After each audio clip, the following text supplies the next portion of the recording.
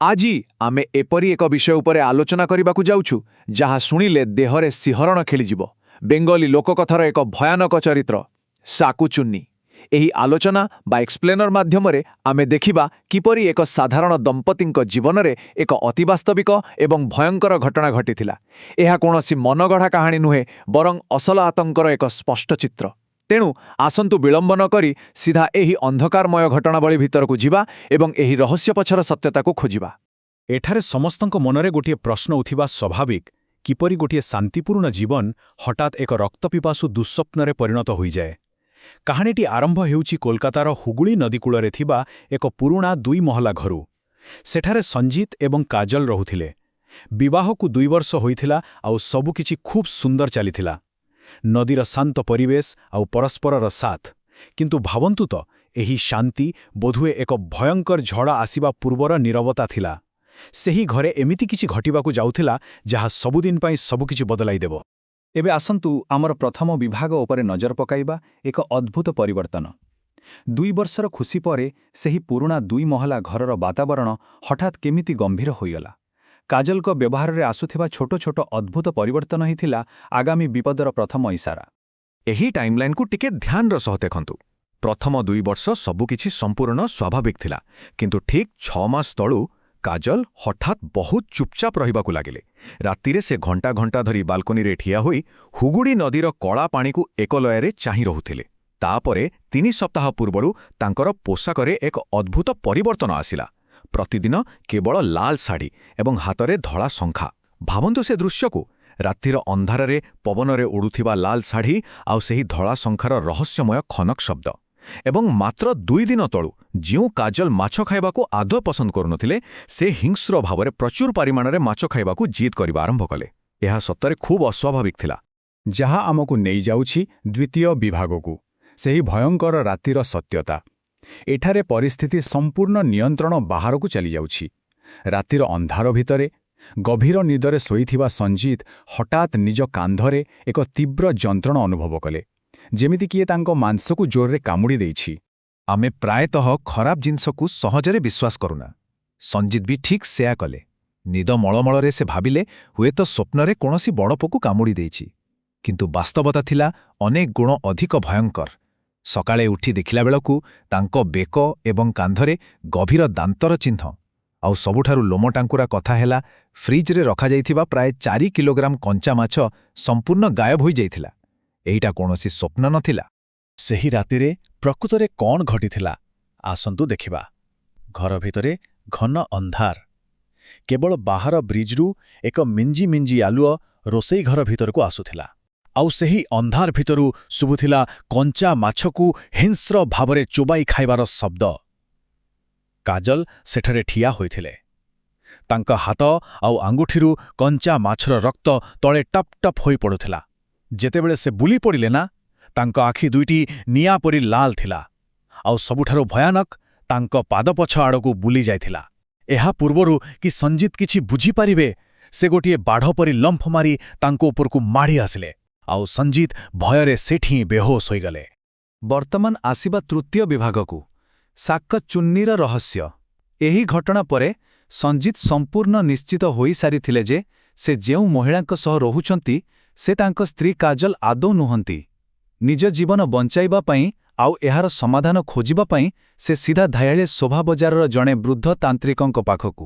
ସବୁକିଛି ଶୁଣିବା ପରେ ତାନ୍ତ୍ରିକ ଯାହା କହିଲେ ତାହା ପୂରା ଘଟଣାର ମୋଡ଼ ବଦଳାଇ ଦେଇଥିଲା। ସେ ସଞ୍ଜିତଙ୍କ ଆଖିରେ ଆଖି ମିଶାଇ କହିଲେ, ତୁମ ସ୍ତ୍ରୀ ଉପରେ ଏକ ଶାକୁଚୁନ୍ନି ସବାର ଅଛି। ଭାବନ୍ତୁ ଟିକେ, ଏହା କୌଣସି ରୋଗ ବା ମାନସିକ ସମସ୍ୟା ନଥିଲା, ଯାହାକୁ ଲୋକେ କେବଳ ଗପ ବୋଲି ଭାବୁଥିଲେ। ସେହି ସହରୀ ଲୋକକଥାର ଆତଙ୍କ ଏବେ ବାସ୍ତବରେ ତାଙ୍କ ଘର ଭିତରେ ବୁଲୁଥିଲା। ଠିକ୍ ଅଛି, ଏବେ ଆସନ୍ତୁ ଏହା ଉପରେ ଟିକେ ଗଭୀର ଆଲୋଚନା କରିବା। ଏହି ଶାକଚୁନ୍ନି ପ୍ରକୃତରେ କିଏ? ବେଙ୍ଗଲୀ ଲୋକକଥା ଅନୁସାରେ ଶାକଚୁନ୍ନି ହେଉଛି ଜଣେ ମହିଳାର ଅତୃପ୍ତ ଏବଂ ପ୍ରତିଶୋଧ ପରାୟଣ ଆତ୍ମା, ଯିଏ ଅବିବାହିତ ଅବସ୍ଥାରେ ପ୍ରାଣ ହରାଇଥାଏ। ନିଜର ଅଧୁରା ଇଚ୍ଛା ପୂରଣ କରିବା ପାଇଁ ଏହି ଆତ୍ମା ବିବାହିତ ମହିଳାମାନଙ୍କ ଶରୀରରେ ପ୍ରବେଶ କରେ। ଆଉ ତାର ମୁଖ୍ୟ ଲକ୍ଷ୍ୟ, ସେହି ମହିଳାର ସ୍ୱାମୀର ରକ୍ତ ଶୋଷିବା। ଶରୀରରେ ଗୋଟିଏ ବୁନ୍ଦା ରକ୍ତ ଥିବା ଯାଏଁ ସେ ଛାଡ଼େ ନାହିଁ। ଏହି କଥାଟି ଶୁଣିବା ପରେ କାହାର ବି ହୋସ୍ ଉଡ଼ିଯିବ। ଆସନ୍ତୁ ଚତୁର୍ଥ ବିଭାଗକୁ ବଢ଼ିବା, ତାନ୍ତ୍ରିକ ଏବଂ ଭୟଙ୍କର ଅନ୍ତ।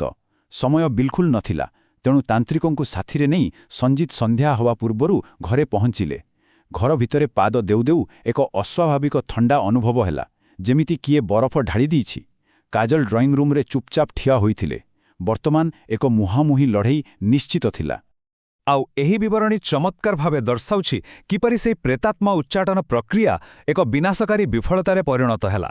ଧ୍ୟାନ ଦିଅନ୍ତୁ, ଯେମିତି ତାନ୍ତ୍ରିକ ମନ୍ତ୍ର ପଢ଼ିବା ଆରମ୍ଭ କରେ, ରୁମ୍ର ତାପମାତ୍ରା ଆହୁରି ଭୟଙ୍କର ଭାବେ ଖସିଗଲା। କାଜଲଙ୍କ ଆଖି ସମ୍ପୂର୍ଣ୍ଣ ରକ୍ତ ପରି ଲାଲ ହୋଇଗଲା ଏବଂ ହାତର ସେହି ଧଳା ଶଙ୍ଖା ଜୋରରେ ବାଜିବାକୁ ଲାଗିଲା। କ୍ଲାକ୍ କ୍ଲାକ୍ କ୍ଲାକ୍। ତାପରେ ସେ ଏକ ବିକଟାଳ ଗର୍ଜନ କଲେ। ତାଙ୍କ ଛୁଟି ଖୋଲିଗଲା ଏବଂ ମୁହଁଟା ପୁରା ଏକ ରାକ୍ଷସୀ ରୂପ ନେଲା। ଆଉ ଶେଷରେ ସେ ସିଧା ଲମ୍ଫ ମାରି ତାନ୍ତ୍ରିକଙ୍କ ବେକକୁ ଝୁଣି ଦେଲେ। ସାଙ୍ଗେ ସାଙ୍ଗେ ଘରର ସବୁ ଆଲୋ ଲିଭିଗଲା। ଘନ ଅନ୍ଧାର ଭିତରେ କେବଳ ତାନ୍ତ୍ରିକଙ୍କ ଚିତ୍କାର ଆଉ ସେଇ ଉଲ୍ଟା ପାଦ ଘୁଷୁରିବାର ଭୟଙ୍କର ଶବ୍ଦ। ସତରେ ଏହା କଳ୍ପନା ବାହାରେ। ପରଦିନ ସକାଳର ଦୃଶ୍ୟ ଥିଲା ଅତ୍ୟନ୍ତ ବିଚଳିତ କଲା ଭଳି। ପୋଲିସ ଯେତେବେଳେ ଘରେ ପଶିଲା, ସେମାନଙ୍କୁ ସଞ୍ଜିତ ଏବଂ ତାନ୍ତ୍ରିକଙ୍କ ମୃତଦେହ ମିଳିଲା। ଉଭୟଙ୍କ ବେକରେ ହିଂସ୍ର ପଶୁ କାମୁଡ଼ିଲା ଭଳି ଗଭୀର କ୍ଷତଚିହ୍ନ ଥିଲା। ସବୁଠାରୁ ଆଶ୍ଚର୍ଯ୍ୟଜନକ ତଥ୍ୟ ହେଉଛି ମୃତଦେହଗୁଡ଼ିକ ସମ୍ପୂର୍ଣ୍ଣ ଧଳା ପଡ଼ିଯାଇଥିଲା। ପୋଷ୍ଟମର୍ଟମରୁ ଜଣାପଡ଼ିଲା ଯେ ସେମାନଙ୍କ ଶିରାରେ ଗୋଟିଏ ବୁନ୍ଦା ବି ରକ୍ତ ବାକି ନଥିଲା। ଡାକ୍ତରମାନେ ମଧ୍ୟ ହତବାକ୍ ରହିଗଲେ। ଆଉ କାଜଲ? ସେହିଦିନଠାରୁ କାଜଲ ସମ୍ପୂର୍ଣ୍ଣ ଭାବେ ନିଖୋଜ ହୋଇଯାଇଛି। ଏଠାରେ ଲାଗିପାରେ ବୋଧହୁଏ କାହାଣୀ ଏଇଠି ସରିଗଲା, କିନ୍ତୁ ନା, ଏବେ ଆସନ୍ତୁ ପଞ୍ଚମ ବିଭାଗକୁ, ଅସମାପ୍ତ ଆତଙ୍କ। ଏହି ସମ୍ପୂର୍ଣ୍ଣ ଭୟଙ୍କର ଘଟଣାର ଜଣେ ନୀରବ ସାକ୍ଷୀ ଥିଲେ ପାଖ ଘରେ ରହୁଥିବା 70 ବର୍ଷିଆ ମିସେସ୍ ଚାଟର୍ଜୀ। ସେ ନିଜ ଝରକାରୁ ସେହି କାଳରାତ୍ରିର ସମସ୍ତ ବିକଟାଳ ଦୃଶ୍ୟ ନିଜ ଆଖିରେ ଦେଖିଥିଲେ। ଏହା କିପରି ଏକ ସଂକ୍ରମଣ ପରି ବ୍ୟାପିଥିଲା ଦେଖନ୍ତୁ। ସେହି ଦୃଶ୍ୟ ଦେଖିବାର ପ୍ରଥମ ଦିନ ହିଁ ମିସେସ୍ ଚାଟର୍ଜୀ ସମ୍ପୂର୍ଣ୍ଣ ସଦମାରେ ଚାଲିଗଲେ। 2 ସପ୍ତାହ ପର୍ଯ୍ୟନ୍ତ ସେ କାହା ସହ ପଦେ ବି କଥା କହିଲେ ନାହିଁ। ଶେଷରେ ଯେତେବେଳେ ସେ ସାହସ କରି ପରିବାର ଲୋକଙ୍କୁ ଏ ବିଷୟରେ କହିଲେ, ଠିକ୍ ତାର କିଛିଦିନ ପରେ, ଅର୍ଥାତ୍ 4 ସପ୍ତାହ ବେଳକୁ ତାଙ୍କୁ ମଧ୍ୟ ମୃତ ଅବସ୍ଥାରେ ଉଦ୍ଧାର କରାଗଲା। ଆଉ ଆଶ୍ଚର୍ଯ୍ୟର କଥା ହେଉଛି, ତାଙ୍କ ବେକରେ ବି ଠିକ୍ ସେହିପରି ରକ୍ତହୀନ ଦାନ୍ତର ଚିହ୍ନ ଥିଲା। ଏହି ଘଟଣା ପରେ ତାଙ୍କ ପରିବାର ଲୋକେ ଏତେ ଭୟଭୀତ ହୋଇଗଲେ ଯେ ରାତାରାତି ସବୁକିଛି ଛାଡ଼ି ସେହି ସ୍ଥାନରୁ ଚାଲିଗଲେ।